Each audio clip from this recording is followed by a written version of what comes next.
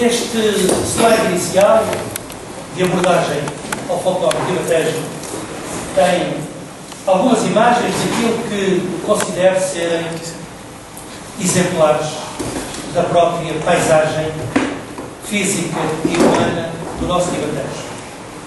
Tem os trabalhadores dos arrozais, da charneca, tem agentes do bairro, da Romeira, tem os pescadores, avieiros do nosso Tejo e tem os campinos também do nosso ribatejo. Feliz ou infelizmente, se calhar infelizmente, a imagem do folclore ribatejano, como igualmente também a imagem do folclore português, na generalidade, não é muito favorável. Surge-nos distorcida, não por demérito do nosso povo, como se compreenderá, mas sobretudo pelos atropelos a que tem sido sujeito ao longo dos tempos, sempre acrescentando os preconceitos de elite cultural em relação a esta matéria remetida para o foro popular. O Estado Novo contribuiu para a fixação de alguns estereótipos que macularam e subverteram a essência do nosso folclore, um pouco por todo o país. E o ribatejo, claro, não foi exceção. Tomou-se uma parte pelo todo. O ribatejo assentava na trilogia Campino, Fandango, Toirada. Foi uma perspectiva afunilada e redutora que contribuiu de forma muito acentuada para desvirtuar a realidade cultural da nossa região. O ribatejo, nesta perspectiva, confinava-se apenas a uma das suas sub-regiões, a Lesíria ou a Borda d'Água. E o funil que está na imagem permite-nos necessariamente dois ângulos de visão. Este, em que passamos do macro para o micro e temos aqui uma visão afunilada, ou outro, desejavelmente, pretendemos que seja em que vemos pelo funil, pela ponta do funil e alargamos mais abrangente a nossa imagem. Mas esta imagem que foi possível nesta altura criar no ribatejo, estereotipado, era isto: Campino, cavalo e touro. Aqui praticamente se resumia tudo aquilo que era o ribatejo transmitido posterior, quer do ponto de vista cultural, quer uma perspectiva também, sobretudo, turística. Era este o cenário. Quando se idealizava o ribatejo, pensava-se nisto: trajes de campina em farda de galo, mulher com saias garridas e, naturalmente, este estereótipo que cruzou muitos anos, algumas gerações. Sempre a presença do campino, aqui conforcado, uma bonita litogravura da Federação Palhares, mas sempre o campino presente. E aqui também o homem do ribatejo, que lá está, teria que ser o homem da Borda d'Água, da Lesíria, um campino que aparece aqui também estereotipado, e igualmente nas fardas que usavam as mulheres nos reinos folclóricos desta altura. Mas o ribatejo era de facto isto.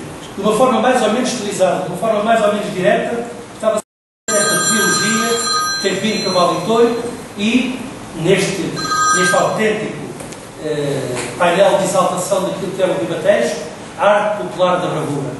Parece que, de facto, no ribatejo apenas existiam campinos, apenas existiam touradas, apenas existia o fandango. Quando, efetivamente, numa abordagem, esta agora mais abrangente, podemos ir ao encontro daquilo que falta deste ribatejo. Sem diminuir a Borda d'Água ou Lesíria, porque é efetivamente uma das áreas do nosso ribatejo, mas não podemos esquecer as duas outras grandes sub-regiões, o bairro e a charneca, e também as micro-regiões, como iremos ter a oportunidade de apreciar. Cito do texto de algumas notas da geografia do ribatejo, do professor Orlando Ribeiro.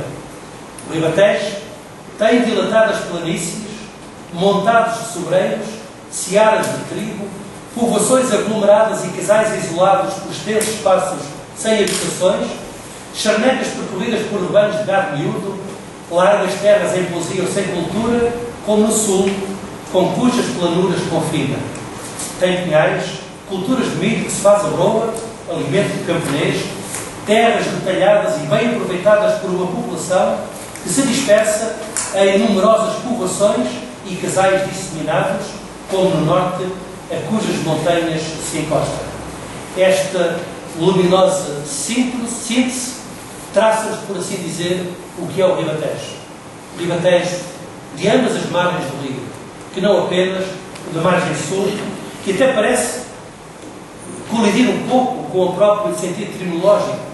Ribatejo, acima do Tejo, além do Tejo, quando efetivamente este Ribatejo que foi emblematizado não está acima do Tejo, mas está abaixo do Tejo, a sul do Tejo. Até parece haver aqui um contrassenso terminológico, mas efetivamente isso não foi tido em conta e a marca do Ribatejo foi de facto essa que durante muito tempo preservou. Mas o Ribatejo, que aqui está grosseiramente mapeado, é uma zona que fica efetivamente na zona central do país e que, como Oliveira Martins também refere na sua História de Portugal, e terei a oportunidade de citar, pelo Tejo o Portugal marítimo abraça o Portugal agrícola, fundindo numa as duas fisionomias típicas da nação. Temos assim a zona norte, mais montanhosa, mais serrana, e temos a zona sul, mais plana, com a Lesíria e as planícies alentejanas, efetivamente a marcar. Como do mesmo modo, temos o Ribatejo mais virado à zona do litoral e depois também o Ribatejo ao norte, mais virado para o interior. O Ribatejo não corresponde apenas a esta mancha que aqui está, porque aqui faltam alguns conceitos que administrativamente não pertenciam à zona do Ribatejo e muito menos ao distrito de Santarém, mas que do ponto de vista etnográfico são efetivamente conceitos integrantes deste Ribatejo cultural, folclórico e etnográfico. Faltam aqui os conceitos de Alcochete, Montijo, Moita do Ribatejo, Vila Franca de Xira, Ponte Sul. Faltam também os conceitos de Alenquer, Rua dos Vinhos, Sobral de Montagraço, a norte. Para citar apenas aqueles que são de facto mais representativos neste contexto etnográfico e folclórico do Ribatejo. Mas, de facto, o Rio Tejo é fundamental para a caracterização desta zona. Apesar de alguma imprecisão neste texto, como vamos poder notar com a sua leitura, o professor Amorim Girão também contribuiu para que se tomasse o todo pelo todo e não uma parte pelo todo. Celestino Graça, em 1954, viria a dar um contributo relevantíssimo para a sistematização da representação etnográfica e folclórica, associando os seus vastos e profundos conhecimentos agrícolas à sua imensa paixão pela cultura tradicional, tomando empréstimo as subdivisões do Ribatejo agrícola, o campo, a Lesíria, o bairro e a charneca. Mas escreveu no artigo O Ribatejo, publicado no Boletim da Junta Geral do Distrito de Santarém, o professor Dr. Aristides Amorim Girão: os campos do Ribatejo, terras de pão e de gado, onde o trabalho das pesadas máquinas agrícolas nos começa a demonstrar a aliança entre a grande cultura e a grande propriedade, são também um importante centro de produção de gado cavalar e, sobretudo, a região privilegiada dos touros e queiradas. Por seu lado, o ribatejano, como escreveu Oliveira Martins, a cavalo pampilho ao ombro, grossos sapatos ferrados, gorro vermelho na cabeça, pastoreando os rebanhos de touros das campinas úmidas e vicinantes, é como um beduíno do Nilo, constituindo um tipo de população tão inconfundível como a própria região que habita, de personalidade geográfica bem acentuada. Apesar de tudo, naturalmente, este posicionamento do professor Amorim Girão já estava um pouco distanciado, quer daquela fase primeira, de Estado Novo, em que o Ribatejo era tomado apenas pela região da Lesíria, mas, efetivamente, ainda está elevado um pouco desse tempo, daquilo que se dizia por essas alturas. O Tejo divide, de facto, o país em duas realidades. Divide a nossa região em duas realidades. posto que, como se sabe, em nenhum rio as realidades de uma ou das outras margens são semelhantes. Há sempre algo que as distingue e, neste caso, o nosso Tejo não é exceção. Tejo que foi importante do ponto de vista económico para permitir o regadio das terras que imaginam, hoje, nem tanto, utilizadas para a agricultura. Foi utilizado como importante meio de comunicação, pois era através do Rio Tejo que se chegava a Lisboa, e eram também as cheias do Tejo que traziam, de facto, uma grande riqueza à nossa região. E como bem escreveu o poeta José Luís Nazaré Barbosa, este Rio Tejo, que quase por paradoxo, levava a riqueza aos campos e a desolação aos lares, porque as cheias, com as suas natas, eram efetivamente um fertilizante extraordinário para os campos do Ribatejo, mas agigantava ainda mais a pobreza das casas de quem morava próximo e que, praticamente em todos os anos, e muitas vezes em mais que uma oportunidade durante cada ano, as cheias invadiam as suas casas, deixando-as naturalmente à mesma pobres, mas ainda mais desoladas. Temos então aqui assim a marcação desta zona plana, extensa, a perder de vista, a zona de Alzíria, que aqui, em 4 imagens, nos permite aferir a lisura da linha do horizonte, plana, quase reta, regular, a zona de monocultura, zona de latifúndio, zona de baixa densidade populacional e de população agregada em aldeias e vilas ou no casario das casas agrícolas, onde, junto à moradia apalaçada do lavrador, se edificavam os cômodos para os trabalhadores e suas famílias. Trabalhadores que eram justos de ano a ano por altura de São Miguel, o que lhes dava alguma garantia do emprego durante o ano, mas lhes dava também uma grande intranquilidade, porque lá dizia o povo, na sua proverbial sabedoria, quem se ajusta pelo São Miguel não come, não dorme, nem trabalha quando quer. Porque era o patrão que mandava efetivamente no trabalhador justo e que impunha, claro está, a necessidade de trabalhar sempre que fosse imperioso. Particularmente nas casas agrícolas, em que a pasteurização do gado impunha quase 24 sobre 24 horas. Num tempo em que não havia ainda a delimitação com aramados, em que as manadas de estoios andavam de campo em campo, de pastagem em pastagem, conduzidos pelos campinos, e que tinham que estar praticamente 24 sobre 24 horas a guardá-los para que não saíssem das propriedades e não fizessem mal. Esta Alzíria, este Ribatejo, esta expressão do Ribatejo, é de facto uma zona importante, que tem os campos mais ricos do nosso país, como os campos da Bulgária, onde a cultura do milho tem assumido uma expressão importantíssima, mas já ontem, antes também, era importante do ponto de vista etnográfico e até sociológico, porque para ali iam trabalhar os fangueiros, que vendiam naturalmente o seu esforço em troca de alguma compensação que lhes permitisse minimizar as dificuldades que tinham durante praticamente todo o ano.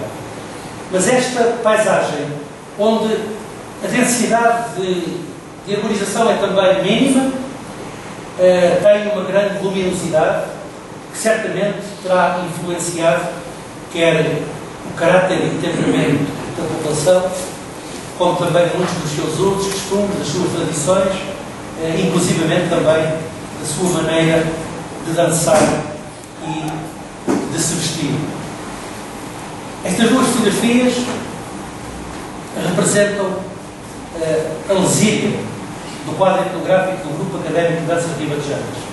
Cor, movimento, são as expressões que desde logo se retêm na apreciação destas fotografias. O ribatejano da Alzíria, da Borda d'Água, era dotado do temperamento forte muito pela circunstância da sua própria vida. É claro que a apacentação do gado bravo impunha um ritmo de vida frenético, uma insegurança, uma instabilidade inerentes ao risco que corria em todos os dias da sua vida. O facto de estar justo à casa de ano por ano não garantia que tivesse uma estabilidade de toda a vida, sendo certo que eram raros os casos em que os campinos não tinham o seu contrato renovado no São Miguel seguinte, sendo até muito habitual que as famílias de campinos fossem transmitidas de geração em geração. O abogão ou o moral de uma casa agrícola haveria de ter a sucedê-lo um filho ou um neto, porque de facto eram vínculos que se estabeleciam, assentes também muito na dedicação que os próprios campinos tinham ao seu patrão, a única entidade, à exceção da religiosa, perante quem se desbarretava. Em mais, o campino mantinha sempre aquela posição. Esta indumentária que os campinos aqui apresentam é a indumentária de festa, é a farda de gala, que era propriedade da casa agrícola, que quando se ajustava ao criado, que assim se dizia, à casa, o lavrador entregava esta farda para que, em circunstâncias que ele determinasse, a pudesse vestir. E apenas nessas. Quando havia festa na família do lavrador, na quinta, quando havia tenta do gado e havia convidados, nos casamentos de batizados de alguns membros da família, ou quando o lavrador recebia na quinta pessoas perante quem fazia distinção e por isso mesmo gostava de receber com pompa e circunstância. E nesta altura, o lavrador trataria de dizer ao feitor ou ao abogão que em tal data queria os criados fardados. E eles lá estariam com esta indumentária. No mais, usavam trajes mais singelos, fim, em regra cinzento, onde não faltava aqueles que eram os símbolos referenciais da própria indumentária da borda d'água. O barrete verde, com carapinha encarnada, e também a cinta vermelha, que o protegia do seu trabalho. Mas, de facto, há mais ribatejo. E este é o tal ribatejo do norte. É a zona do bairro, onde a paisagem é totalmente diferente. Já não encontramos aquela planura cujo horizonte de ponta a ponta marcava. Esta é uma zona de pequenas elevações de terreno. Uma zona de terreno ondulado que se estende desde a margem direita do Rio Tejo até às faldas das serras de Monte Junto, os Candeeiros e Daia. Em bom rigor, nem sempre parte de próximo ou da margem do Rio Tejo, porque aqui quem melhor define a separação entre a Lesíria e o bairro até acaba por ser o traçado ferroviário, que vai pela borda da encosta e deixa a zona plana mais livre, que se compreende, para não prejudicar o aproveitamento agrícola daquelas terras. E, portanto, por acaso, a fronteira natural que melhor delimita o bairro da Lesíria não é tanto o Tejo, mas a linha ferroviária, sendo certo, contudo, aquilo que lhe dá importância é o próprio rio. Esta imagem, esta paisagem do bairro ribantejano, tem efetivamente um conjunto de características que têm reflexos naturais na iconografia e o folclore da nossa região. Estas imagens emprestam-nos, digamos que, uma melhor leitura ao próprio bairro. Uma zona densamente arborizada. Uma zona onde não há monocultura, há policultura. Aqui vemos, apesar de diversas fases do ano, mas aqui vemos as vinhas, aqui vemos os olivais tão importantes para a economia da região do bairro, o Rio Santarém à volta, oliveiras, olivais, ou outra quadra, Sequimeca, Coli, Sequimeca e olivais de Santarém, a importância que tinha efetivamente a produção de azeite na nossa região. Mas também a forma como a propriedade era retalhada, a zona de minifúndio, que era fundamental na economia de subsistência das famílias do bairro ribantejano. Porque, de facto, apesar de serem famílias pobres, tinham aqui a garantia do seu sustento. porque daqui tiravam aquilo que era essencial para a sua alimentação.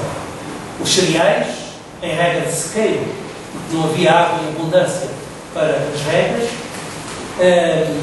Os produtos hortícolas, aqui tinham também o gado miúdo, ovelha, a criação do gado doméstico, o porco, que fazia parte fundamental da economia familiar, que se matava em regra pelo São Martinho. O São Martinho mata o teu porco e prova o teu vinho. E era este porco que era, digamos, fundamental, porque ia durar nas salgadeiras, porque outrora não havia as arcas frigoríficas, e salgava-se para que pudesse durar quase de São Martinho a São Martinho. Só se comia carne em dias alumiados, em dias de festa, porque não dava para mais. E sempre que se matava o porco, havia que se presentear a alguns amigos, a algumas pessoas a quem se deviam favores, e a carne de porco se oferecia, era também nesta circunstância a oportunidade de provar o conhecimento que se tinha perante as pessoas a quem se deviam favores.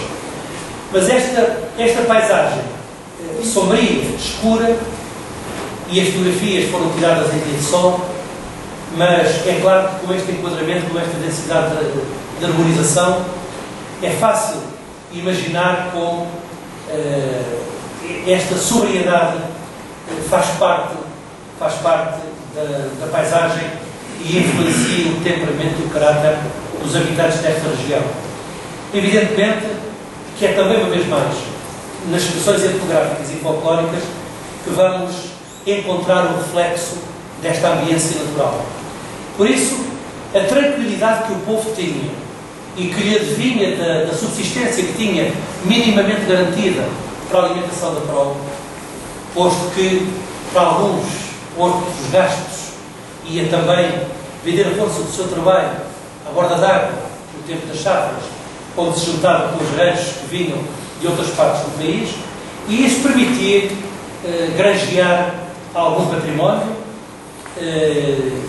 algumas coisas com que enriquecia a sua casa e a sua família, mas naturalmente tinha uma tranquilidade de espírito que é bem expressa na forma harmoniosa como dança, como canta, como toca, sendo aqui particularmente relevante o facto do aspecto musical, esta população do bairro ter uma grande sensibilidade e por isso recorrer muito facilmente àquilo que é o modo menor. O modo menor, do ponto de vista musical, é mais harmonioso, mais encantador, enquanto o modo maior é mais gritante, mais forte. E, portanto, num aspecto de mimetização, o povo do bairro utilizou praticamente trajes de cores sóbrias e escuras. Trajes que as mulheres tinham as saias castanhas, verdes, azuis ou pretas, blusas um pouco mais claras, mas sempre a jogar com estas cores, e o homem tinha, no traje de cerimónia, no traje de festa, no traje de milgueiro, o privilégio pelo preto. Era um facto que, em regra, estreava quando ia às sortes, que usava pelo casamento e que, por desdita da sorte, o havia de amortalhar quando fosse chegada a hora de acertar contas com Deus. Era um traje que era transversal a toda a vivência do homem do bairro.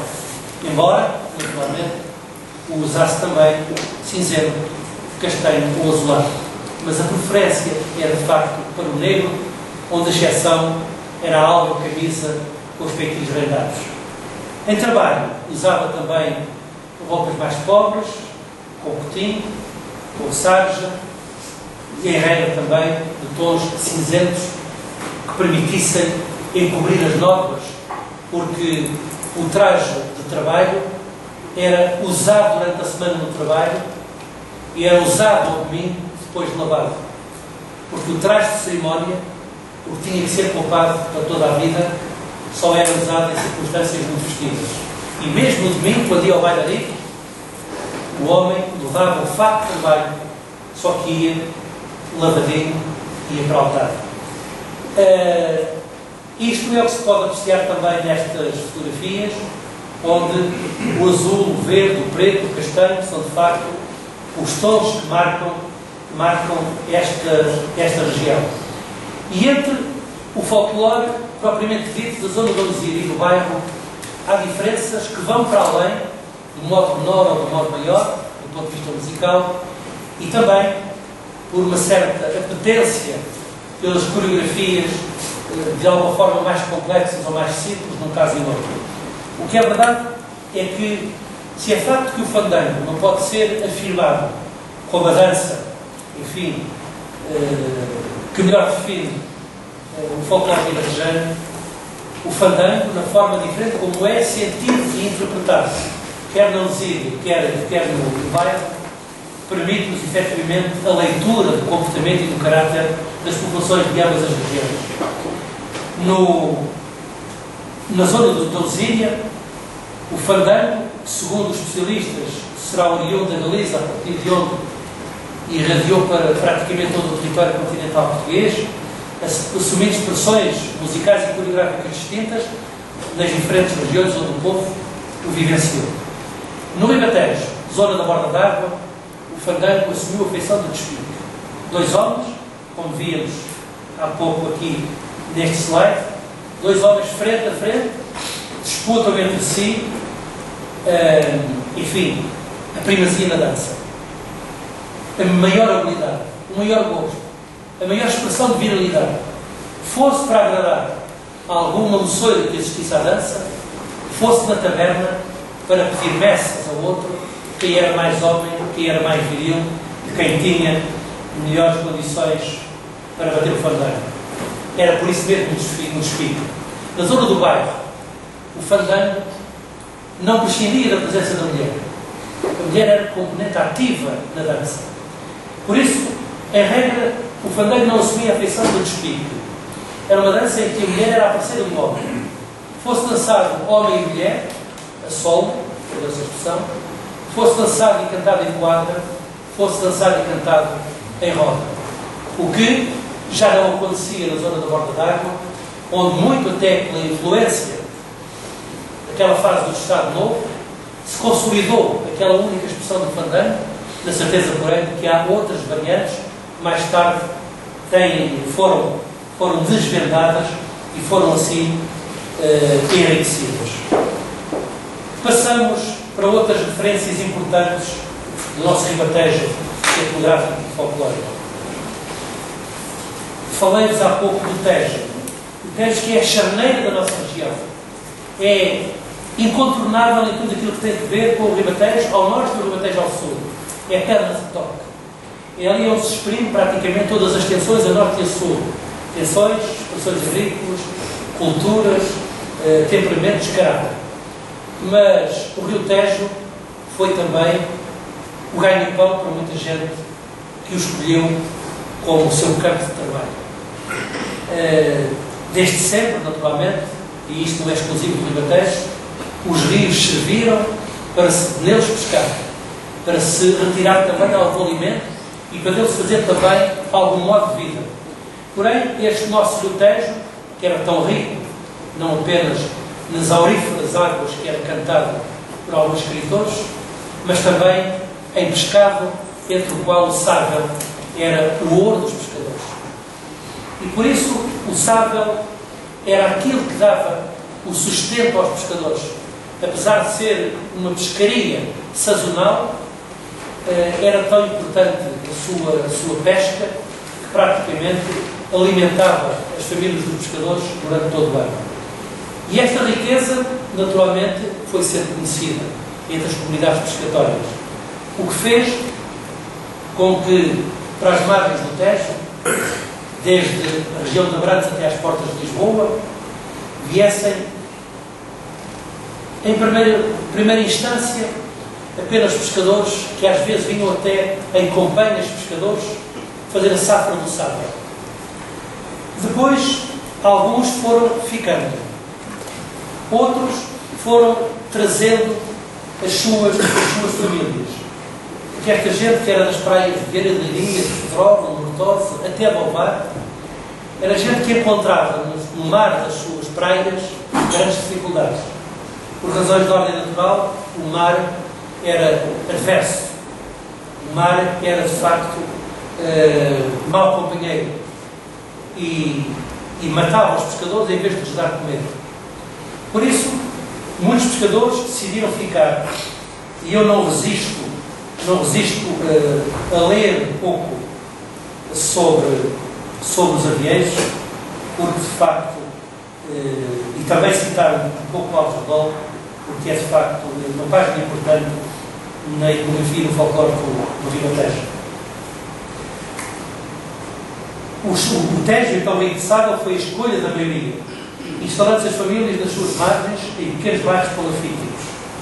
Consigo trouxeram a sua experiência da feira pescatória, a sua capacidade de sofrer, na ansiedade de um porvir mais farto e, naturalmente, a sua alma, a sua cultura, que preservaram até à década de 40, altura em que tiveram de virar costas ao rio, que também já não fartava agentes de peixe bom e rentável, e iniciar o trabalho agrícola que gravitava à sua volta, reclamando braços de trabalho que vinham em tempo de safra do Alentejo, da Extremadura, das Beiras e até do Alto Ribatejo. E a história voltou a repetir-se. Uma vez mais, os velhos se mantiveram fiéis ao seu antigo labor, no rio, sem coragem e forças para virar costas, enquanto os mais novos partiram em busca de melhor futuro. Os campos que lhes ficavam vizinhos seduziram muitos dos que se adaptaram à rudeza deste ofício, tornando-se até importantes ceareiros, enquanto outros alongaram a vista e foram ao encontro da modernidade, empregando-se nas fábricas que começavam a surgir na região, aproveitando a mão de obra que ia sobrando devido ao início da mecanização agrícola. As relações sociais desta gente, diferente das populações vizinhas, as circunstâncias próprias da sua feira pescatória, o exotismo da sua indumentária, de que mantiveram sempre algumas reminiscências, e a postura na dança, em que não há a supremacia do homem sobre a mulher, enquanto sabe ao foi dando. Porque, de facto, esta é também a pedra de toque. E eu cito o Alves Redol, uma página brilhante, página sublime do seu livro Dos Avieiros, como tantas outras páginas escreveu, em exaltação e homenagem ao povo, não apenas do Ribatejo, como Carlos Garmelos, dos Fangueiros e também na região do Ouro. Passo então a citar Redol. Ao pensar na companheira e no filho que ia nascer, levou-se para o passado, para a vida deles na praia da Vieira. Vida danada. Invernos inteiros a ver o mar empinar-se, varrer tudo da frente e não largar um naco de pão para a boca de um menino. Sempre à espera. Mal o mar dava sota, lá ia com os camaradas oferecer-se à morte, metendo o barco à má cara na entrada, até aguentá-lo depois, à volta do contrabando. No saco trazia um punhado de peixe, que mal dava para o almoço da companhia, quanto mais para pagar imposto e dar parte à rede. Acabara por se resolver, depois de muito matutar, que ficassem por ali os velhos, a fumar cachimbo e a contar patarangas. A ele não lhe faltavam braços, graças a Deus, para lutar com o mundo. Não ia ficar toda a vida a forçar na macia. Sim, iria para o Tejo, ir para o Rio de Lisboa, tornara-se viagem de muitos. Era caminho antigo da gente da Vieira, mal a comparado, dava quase o mesmo que abalar para a estranja à procura de sorte fêmea. Bem dito, bem feito. Nessa mesma noite, beijo de um lado, conversa do outro, falar à mulher. Ana, estás a ouvir? Oh, a gente vai dar governo à vida para o trabalho. Com esta esteira da nossa praia, nem o corpo se deita. O mar daqui é um malandro, leva tudo à gente.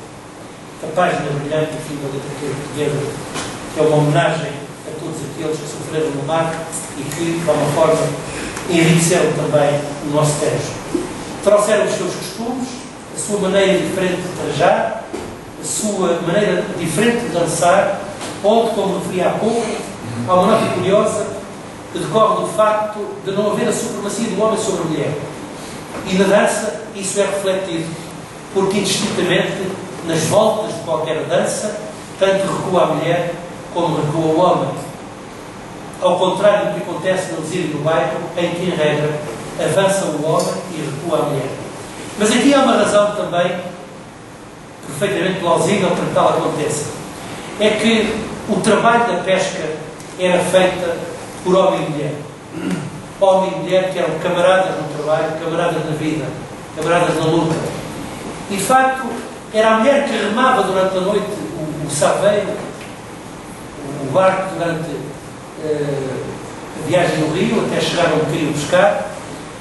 Era o homem que depois deitava as redes. Deitadas as redes, ali estavam durante um bocado, ali dormiam um pouco, até que fosse hora de levantar as redes. Quando tal fosse entendido, adequado, voltavam outra vez, a mulher a remar, o homem a recolher as redes, sempre com a expectativa de que pudesse trazer o peixe, que era a sorte fêmea, que falava o pescador. Nem sempre assim acontecia, normalmente, mas chegados à margem, tiravam o peixe para as canastas, a mulher ia de canasta à cabeça vender o peixe para os lugares mais próximos, para o mercado, para a praça, enquanto o homem ficava a remendar as artes, a remendar as redes, para que na noite seguinte estivesse em condições de voltar ao rio. É claro que a mulher fazia o negócio, vendia o pescado, comprava o que precisava para o sustento da família, guardava o dinheiro. A mulher era, o que acontece muito em todas as comunidades pescatórias, era a dona da casa. Nas comunidades pescatórias diz-se muito que no mar ou no rio manda o homem, em casa manda a mulher. E é este equilíbrio que se vê expresso também na própria forma de dançar entre as comunidades pescatórias.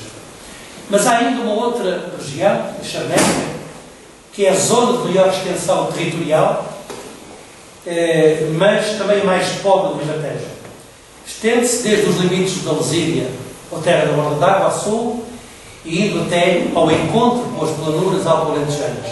Sendo certo que também muitos consideram que há a zona de Charneca, da Charneca a norte, que é a zona que confina entre os limites do bairro e a zona da subserra, das faldas da Serra de Árvores e dos Caranguejos. Mas em todo caso as características são muito fins. Uma zona, em regra, densamente arborizada, zona onde existe um montado, onde se apacentava o gado miúdo, sobretudo gado lanígero, enquanto na Charneca mais ao norte se apacentava o gado também lanígero, mas muito caprino, e era também a zona dos arrozais. Era uma zona que de facto estava muito determinada pelas inclemências do tempo, porque era uma zona onde já o clima mais alto-alentejano se fazia sentir, com o calor intenso do tempo de estio, do tempo das montas, do tempo das ceifas, e que fazia com que fosse muito sofrido o trabalho desta gente, fosse a tirar a cortiça, fosse na monta ou na apanha do arroz, fosse na apacentação do gado.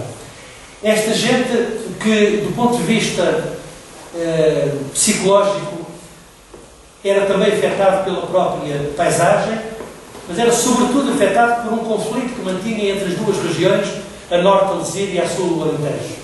Esta gente que queria afirmar-se de alma e coração do Ribatejo, zona que sentia como sua, da qual se sentia como parte integrante, mas não podia deixar de estar sujeito às inclemências do clima alentejano e por isso nos seus próprios trajes muitas vezes adaptava algo semelhante ao do Alto Alentejo.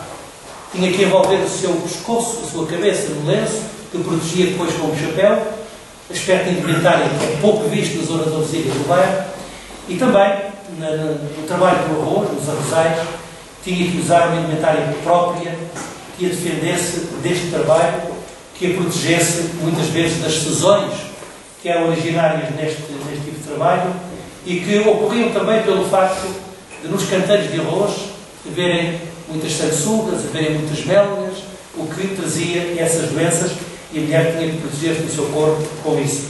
No mais, assumia na dança muitas posturas semelhantes à da zona da Lesíria, sendo certo que até por vezes dava-se um certo exagero para afirmar de forma vincada a sua região ribatejana.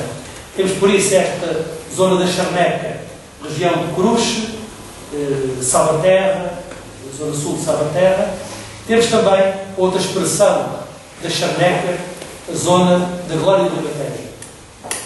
A glória do Ribatejo, que Alves Redol, uma vez mais, o seu brilhante ensaio etnográfico sobre Glória, uma aldeia do Ribatejo, em que, curiosamente, do ponto de vista metodológico e de procedimentos de investigação, que há pouco referi ao seu professor, o Alves Redol foi praticamente pioneiro em Portugal do método etnográfico que tinha sido criado por Bronislaw Malinowski com o seu processo de observação participante, em que fazia com que o etnógrafo tomasse parte da comunidade que ia estudar e que transmitisse os sentimentos, os pensamentos próprios dessa mesma comunidade. O livro dos Argonautas do Pacífico Ocidental foi publicado em 1922 e em 1934 foi quando Alves Redol fez este estudo. E ele próprio sentiu interesse em ir viver na comunidade gloriana, o que não era fácil, dado que a comunidade gloriana sempre foi muito reservada, muito fechada, não franqueava facilmente a porta a estranhos e, portanto, o Alves Redol teve que usar muita insinuação e muita paciência para conquistar a franqueza desta gente da glória, e em boa hora o fizeram porque lhe proporcionaram de facto um estudo extraordinário em que se exalta a singularidade da cultura gloriana, esta ilha, que de facto o é, porque não obstante estar na mesma paisagem circundante da Charneca, a aldeia, hoje vila da Glória do Ribatejo, e sobretudo a sua comunidade, teve sempre um conjunto de valores, de referências, que preservou até praticamente ao 25 de Abril. Foi a única alteração social que operou significativas mudanças no seio desta comunidade. A sua indumentária, o seu cancioneiro são de facto singulares e muito ricos, e felizmente têm sido bem estudados no museu, que hoje leva também o nome de Alves Redol. Mas temos ainda outros dois aspectos que eu queria referir para terminar, não usar da vossa paciência, sobre a etnografia e folclore do Ribatejo. Santarém, como a capital do Ribatejo, como a capital da região, fosse sob que perspectiva fosse, sempre teve uma particular influência nas populações, quer da zona de Lesíria, quer da zona do Bairro, quer da zona da Charneca. Era a Santarém que vinham as populações destas sub-regiões, quer por ocasião das feiras, nomeadamente a Feira do Milagre e a Feira da Piedade, Feira do Milagre que ocorria em abril, Feira da Piedade que ocorria em outubro, ambas praticamente extintas, o que se lamenta, mas eram feiras de ano muito importantes, porque era aqui, onde não havia lojas, não havia supermercados, não havia grandes superfícies, era aqui que o povo da região fazia as suas compras praticamente para todo o ano. Era aqui que mercadejava o seu gado. Era aqui que comprava algumas peças de roupa, uma samada, um corte de tecido, qualquer coisa que precisava. Também alguma olaria, alguma cerâmica. Também algumas peças de mobília. Era aqui que se comprava. E era sobretudo uma altura, particularmente da Piedade, quando se tinham vendido os produtos das colheitas e sobrava algum dinheiro para poder investir nesta área. Este quadro do Plano de Saúde é um quadro magnífico também, que retrata a feira no campo fora de vila, tal como esta, nas imediações da antiga Praça de Torres, e ali se vê também o antigo presídio, e hoje Casa de Portugal e Camões. Esta, de facto, uma realidade que, trazendo para Santarém gente de toda a região, durante estas feiras, proporcionou também algum cruzamento de influências que é notório em algumas danças recolhidas por Sustino Graça e também por alguns outros grupos folclóricos da nossa região. Outra, e é este o último aspecto que quero referir a finalizar, é os ranchos de trabalhadores que vinham para o Ribatejo vender a força do seu trabalho. Conforme a proveniência das suas regiões, eram denominados às vezes pejorativamente de gaibelos, barrões, bimos, caramelos, salões, ratinhos ou chartelos. Destinavam-se à fanga nos campos da Bolgueira, às vindimas, à apanha da azeitona e do figo, na região do bairro, às mondas e às cheifas da borda d'água, ou, eventualmente, a outras tarefas mais específicas. A maioria destes ranchos eram contratados através de um capataz da mesma aldeia, que servia de intermediário entre o feitor ou o lavrador e os trabalhadores, e vinham justos por comedorias, dormida e algum dinheiro.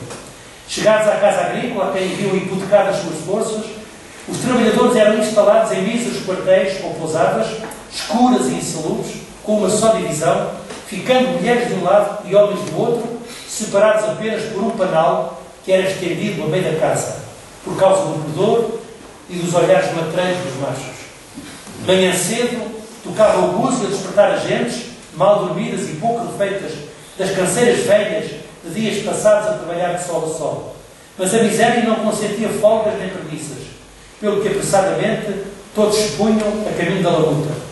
As poucas horas de descanso eram utilizadas para lavar as caças roupas ou para beber os copos que serviam de bálsamo a tanta canseira e ao desdém da gente local, que se sentia prejudicada pela concorrência por provocar a redução das normas no único período em que podiam ser discutidas na praça.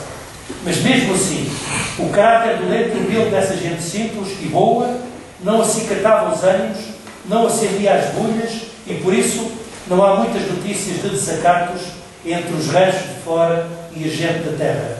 Convivendo largos meses, iam-se afeiçoando uns aos outros. E quando as forças o permitiam, o desejo o impelia e a ocasião o proporcionava, os bailariques aconteciam como uma panaceia para tão pobre e amarga vivência. A dolência do caráter desta gente encontrava-se eloquentemente refletida na lentidão e harmonia dos bailes. O ritmo sofrido, pesaroso, parecia querer desvendar as saudades da terra-mãe e da família que por lá ficara. As gentes do Ribatejo, caráter mais forte e de sangue na guerra, enjoava com tanta lentidão. Mas por mor das raparigas dos ranchos, lá ia batendo o fado ao sabor da sua expressão melancólica. Deste contacto, repetido gerações a fio, surgiram influências que muito haveriam de caracterizar o folclore local, sobretudo no que concerne à região do bairro, dada a afinidade psicológica tão evidente.